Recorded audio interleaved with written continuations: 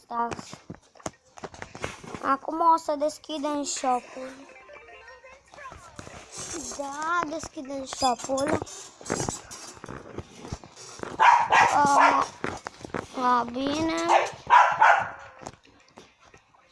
Da, și o să vă arăt cum puteți lua, adică să vă băgați pe celălalt cont. Intrați aici. Intrați pe Supercell. Apoi intrați aici, cred, da, și login und la off. Și acum ar trebui, da.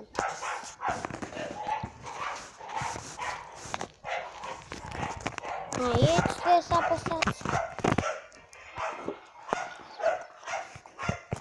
Și acum m-am băgat pe contul acesta.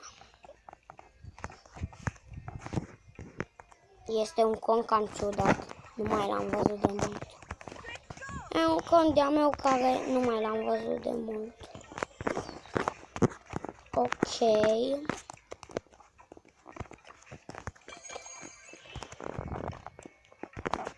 Da, am brolochii ăștia. Și, cum am zis, apoi trebuie să intrați pe Supercell. Apoi login. Și aici. Trebuie să scrieți e-mail-ul. Eu o să pun stop când îmi scriu e-mail-ul ca să nu mi-l vedeți.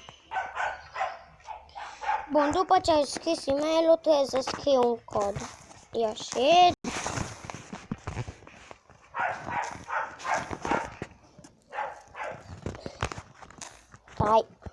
Hai.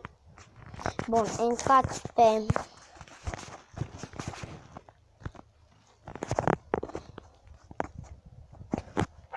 Gmail. Gmail, unde este? Stai. Gmail. Bun, și o să pun stop la videoclip. Bun, după ce ați scris, apăsați aici, confirmă. Și o să vă bage în celălalt cont. Bun. Și oare ce cont m-a băgat? Uite, m-a băgat în contul Gabriel. Acest cont sunt destul de avansat.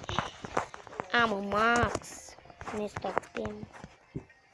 Și o să jucăm o rundă cu Max. Și am două conturi. Uitați aici. Și acum așteptăm. A fost pe celălalt cont, am două conturi. Să deschid shop-ul și pe contul acesta.